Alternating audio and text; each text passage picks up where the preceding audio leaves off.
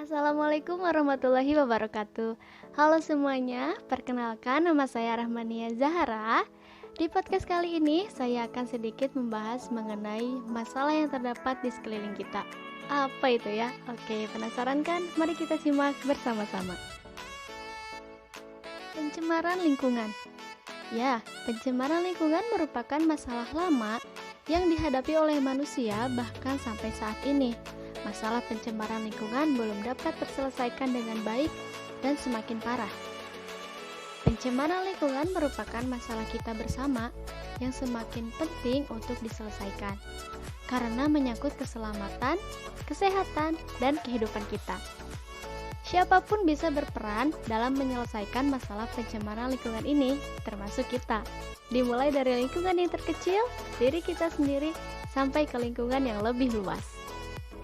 Tentunya, untuk menyelesaikan masalah pencemaran lingkungan ini, kita harus mengetahui sumber pencemaran tersebut dan bagaimana proses pencemaran itu terjadi. Terdapat 3 jenis pencemaran lingkungan. Yang pertama, yaitu pencemaran udara. Udara merupakan salah satu elemen penting loh dalam kehidupan makhluk hidup, karena udara sangat dibutuhkan untuk bernapas dan hendaknya memiliki kualitas udara yang baik. Udara yang berkualitas baik adalah udara yang belum mengalami pencemaran. Cirinya tidak berbau, terasa segar, dan ringan saat dihirup. Pencemaran udara terjadi karena masuknya polutan. Apa itu polutan? Polutan merupakan benda yang menyebabkan pencemaran ke dalam atmosfer. Dampaknya membuat kualitas dan fungsi udara menurun. Sumber pencemaran udara bisa dari berbagai hal loh, seperti dari asap industri atau asap transportasi. Selain itu disebabkan juga oleh faktor alam seperti kebakaran hutan atau gunung meletus yang menyebabkan polusi udara. Ditambah semakin sempitnya lahan hijau, khususnya di perkotaan nih. Tidak adanya pepohonan yang berfungsi untuk menyimpan oksigen. Akibat udara yang tercemar berdampak bagi keberlangsungan hidup ekosistem.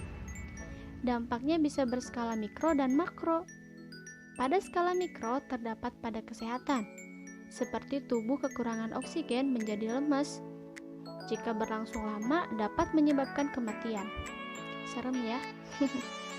Dan skala makro, seperti terjadinya fenomena hujan asam, efek rumah kaca, dan penipisan lapisan ozon.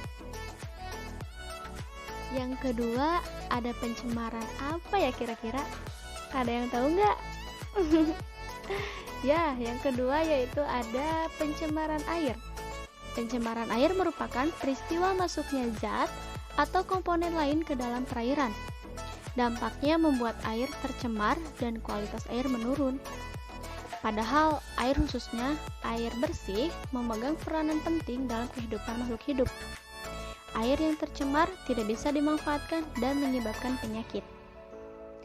Sumber pencemaran air bisa terjadi dari limbah industri, limbah rumah tangga, dan limbah pertanian. Limbah industri sangat potensial sebagai penyebab terjadinya pencemaran air. Mengapa demikian? Karena limbah cairnya langsung dibuang tanpa diolah terlebih dahulu, padahal limbahnya mengandung bahan berbahaya dan beracun. Lalu limbah rumah tangga yang seperti apa sih yang bisa menyebabkan pencemaran air? Ya, limbah rumah tangga yang bisa menyebabkan pencemaran air berupa deterjen, sampah, dan kotoran manusia. Jumlah penduduk yang semakin meningkat membuat limbah yang dihasilkan semakin tinggi juga. Selanjutnya, kegiatan pertanian juga bisa menimbulkan pencemaran air loh, terutama karena penggunaan pupuk buatan, pestisida, dan herbisida yang berlebihan. Pencemaran air yang tercemar limbah akan berdampak tidak bisa dimanfaatkan, karena limbah yang terkandung dalam air dapat membusuk, munculnya rasa bau tidak sedap. Proses pembusukan limbah oleh pengurai membutuhkan banyak oksigen. Dampaknya, kadar oksigen dalam air yang diperlukan oleh makhluk hidup berkurang. Sepertinya kita sudah berada di akhir podcast ya teman-teman. Karena yang terakhir akan saya bahas adalah pencemaran tanah. Pencemaran tanah pada umumnya disebabkan oleh zat-zat kimia yang dibuang secara langsung. Pencemaran bisa juga disebabkan oleh sampah anorganik yang tidak bisa terurai. Pencemaran yang masuk ke dalam tanah kemudian terendap sebagai zat kimia beracun di tanah, itu akan berdampak langsung kepada manusia ketika bersentuhan. Sumber pencemaran tanah bisa dari berbagai hal, seperti limbah rumah tangga atau kegiatan pertanian. Limbah rumah tangga berupa senyawa anorganik yang tidak bisa terurai oleh mikroorganisme.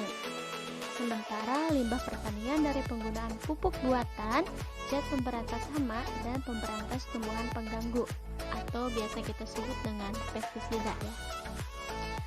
Kemudian pencemaran tanah bisa berdampak pada kesehatan manusia. Tentu ya, itu pasti berdampak terhadap kesehatan manusia karena tanah yang tercemar akan mengandung bakteri penyebab penyakit. Pencemaran tanah juga bisa berdampak terhadap ekosistem. Penggunaan yang berlebihan bisa menjadi asam yang selanjutnya berpengaruh pada produktivitas tanaman. Oke teman-teman semua, akhirnya kita sudah membahas sedikit mengenai pencemaran lingkungan. Mungkin podcast dari saya sekian, mudah-mudahan bisa bermanfaat bagi kita semua ya. Akhir kata dari saya, save the environment starting from your own action.